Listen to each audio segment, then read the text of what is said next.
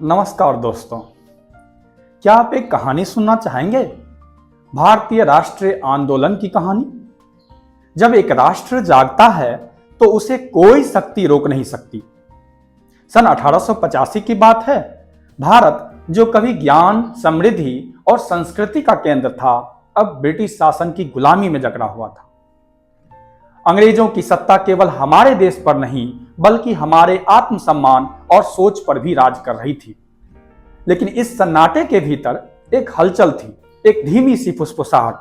वह फुसफुसाहट थी आजादी की, आत्मसम्मान की, एकता की। वह धीरे धीरे एक गूंज में बदली और फिर उस गूंज ने एक ऐसी पुकार का रूप लिया जिसने पूरे ब्रिटिश साम्राज्य की नींव हिला दी। यह कहानी है उस यात्रा की जिसमें गुलामों की भीड़ एक जागे हुए राष्ट्र में बदल गई। 12 दिसंबर 1885 को एओ ह्यूम, एक अंग्रेज अधिकारी ने कुछ बुद्धिजीवियों के साथ भारतीय राष्ट्रीय कांग्रेस की स्थापना की। उस समय किसी ने नहीं सोचा था कि यही संगठन आगे चलकर भारत की आजादी की सबसे बड़ी आवाज बनेगा। कांग्रेस के शुरुआती नेता जैसे दादा भाई नौरोजी, रोमेश चंद्र बनर्जी, फिरोज शाह मेहता, सुरेंद्र नाथ बनर्जी और गोपाल कृष्ण गोखले संवैधानिक सुधारों के माध्यम से आजादी चाहते थे। वे मानते थे कि अगर ब्रिटिश सरकार से विनम्रता से निवेदन किया जाए तो वह न्याय करेगी। दादा भाई नौरोजी ने ड्रेन ऑफ वेल्थ के जरिए बताया कि किस तरह ब्रिटिश नीतियां भारत से सोना, चांदी और संपत्ति चूसकर इंग्लैंड भेज रही है। लेकिन ब्रिटिश हुकूमत ने कोई ध्यान नहीं दिया। जनता की गरीबी बढ़ती गई, करों का बोझ बढ़ता गया और अपमान की हदें पार होती गई। अब नई पीढ़ी में असंतोष बढ़ने लगा, एक ऐसी पीढ़ी जो अब विनम्रता नहीं क्रांति चाहती थी। फिर उग्र राष्ट्रवाद का उदय हुआ। बंगाल विभाजन आग की चिंगारी की तरह हुआ। 1905 में लॉर्ड कर्जन ने बंगाल का विभाजन किया, यह कहकर कि यह प्रशासनिक सुविधा के लिए है, लेकिन असल मकसद था हिंदू मुस्लिम एकता को तोड़ना। पूरा देश भड़क उठा। कोलकाता की गलियों में छात्रों और व्यापारियों और आम जनता ने ब्रिटिश माल का बहिष्कार शुरू किया। स्वदेशी आंदोलन का जन्म हुआ। विदेशी वस्त्र जलाओ और भारतीय वस्त्र अपनाओ। इस दौर में 3 महान नेता उभरे, बाल गंगाधर तिलक, लाला लाजपत राय और बिपिन चंद्र पाल, जिन्हें लाल बाल पाल कहा गया।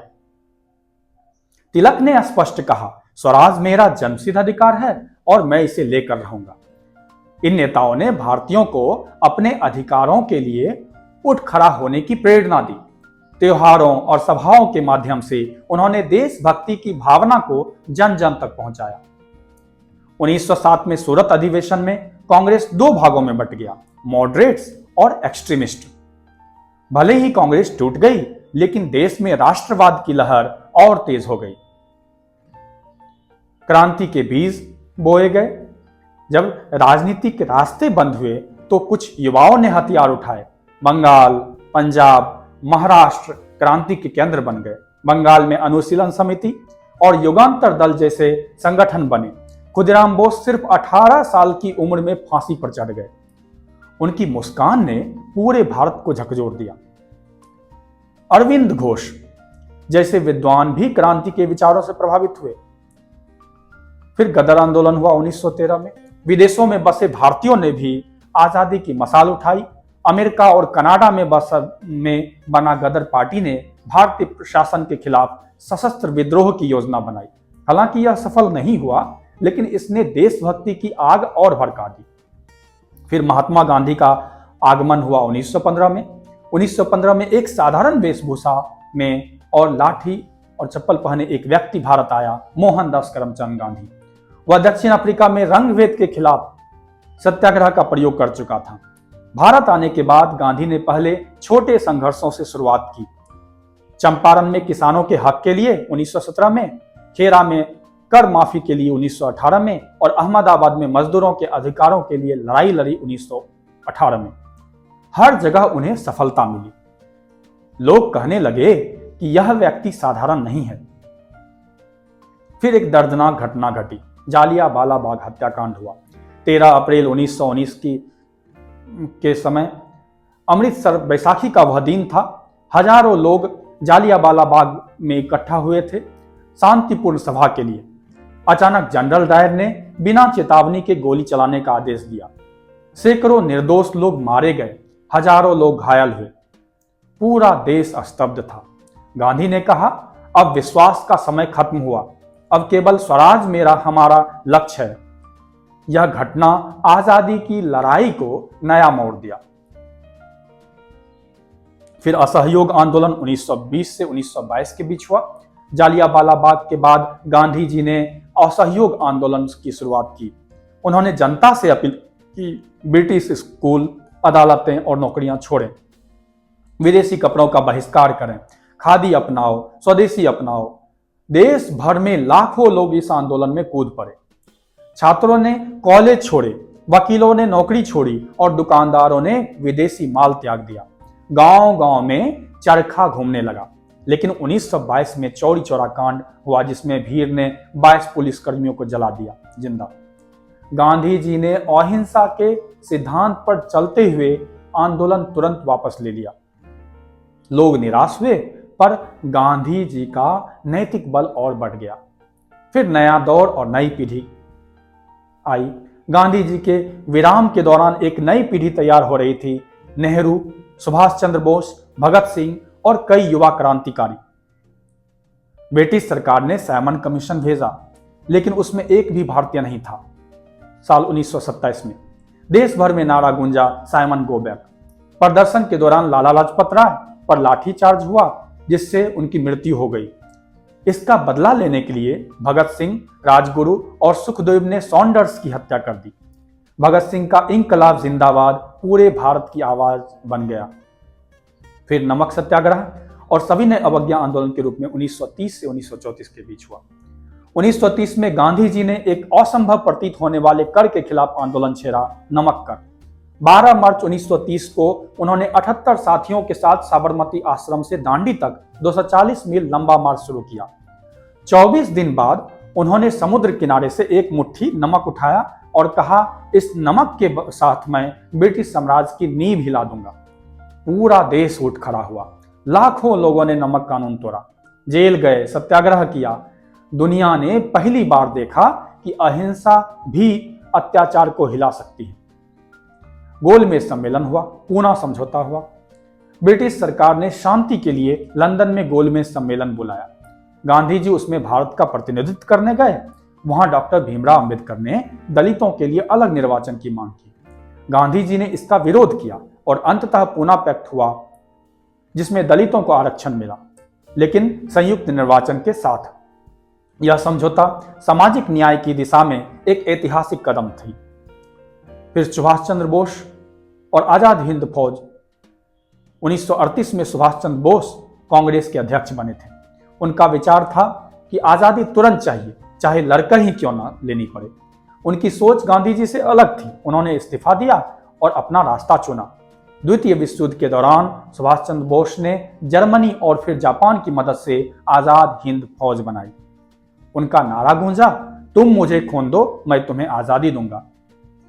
आजाद हिंद फौज के सैनिकों ने ब्रिटिशों के खिलाफ हथियार उठाए। भले ही युद्ध में हार मिली, लेकिन बोस की ज्वाला ने हर भारतीयों के दिलों में आजादी की आग लगा दी। फिर भारत छोड़ो आंदोलन 1942 में हुआ। द्वितीय विश्व युद्ध के दौरान जब ब्रिटिश सरकार ने भारत से बिना सलाह के युद्ध में भाग लेने की घोषणा की, तब गांधी जी ने कहा, अंग्रेजों भारत छोड़ो। और 8 अगस्त 1942 को उन्होंने नारा दिया, करो या मरो। अगले ही दिन गांधी, नेहरू, पटेल सब गिरफ्तार कर लिए गए। लेकिन जनता अब खुद नेता बन चुकी थी। गांव गांव में विद्रोह हुआ, रेलें रोकी गई और सरकारी दफ्तरों पर कब्जा किया गया। अंग्रेजी हुकूमत हिल गई। हालांकि दमन अत्यंत कठोर था, गोलीबारी, जेलें, यातनाएं, फिर भी अब भारतीय डरना भूल चुके थे। फिर निर्णायक चरण आया 1945 से 1947 के बीच। युद्ध समाप्त हुआ। ब्रिटिश साम्राज्य आर्थिक रूप से टूट चुका था। आजाद हिंद फौज के सैनिकों पर चले मुकदमे ने जनता में उबाल ला दिया। फिर 1946 का नौसेना विद्रोह हुआ, जिसमें सिपाहियों ने भी आजादी की मांग की। ब्रिटिश सरकार को समझ आ गया, भारत को अब रोका नहीं जा सकता। फिर कैबिनेट मिशन भारत भेजा गया 1946 में ताकि सत्ता हस्तांतरण की योजना बने। पर अब एक नई समस्या खड़ी हो गई, हिंदू मुस्लिम विभाजन। मोहम्मद अली जिन्ना मुस्लिम लीग ने पाकिस्तान की मांग रखी। गांधी जी और नेहरू ने बहुत कोशिश की पर एकता टूट गई। फिर विभाजन और स्वतंत्रता का दौर आया। 15 अगस्त 1947 वह ऐतिहासिक दिन आया। रात के 12 बजे पंडित जवाहरलाल नेहरू ने संसद में कहा, जब दुनिया सो रही होगी भारत जीवन और स्वतंत्रता में जागेगा। देश भर में जश्न मनाया गया, तिरंगा फहराया गया। लेकिन इस आजादी की कीमत बहुत भारी थी। विभाजन, दंगे, लाखों मौतें और करोड़ों विस्थापन। गांधी जी उस रात दिल्ली में नहीं थे, वे बंगाल के नोआखाली में थे, जहां हिंसा में झुलस रहे लोगों को शांति का संदेश दे रहे थे। उनके लिए असली आजादी तब होती जब हर हिंदू मुस्लिम एक दूसरों को भाई मानते। भारतीय स्वतंत्रता संग्राम सिर्फ ब्रिटिशों के खिलाफ राजनीतिक लड़ाई नहीं थी, यह आत्मा की जागृति थी। इसने हमें सिखाया अहिंसा की ताकत, एकता की शक्ति और लोकतंत्र व समानता का मूल्य। गांधी ने हमें सिखाया कि सबसे कमजोर व्यक्ति के हित में सोचो।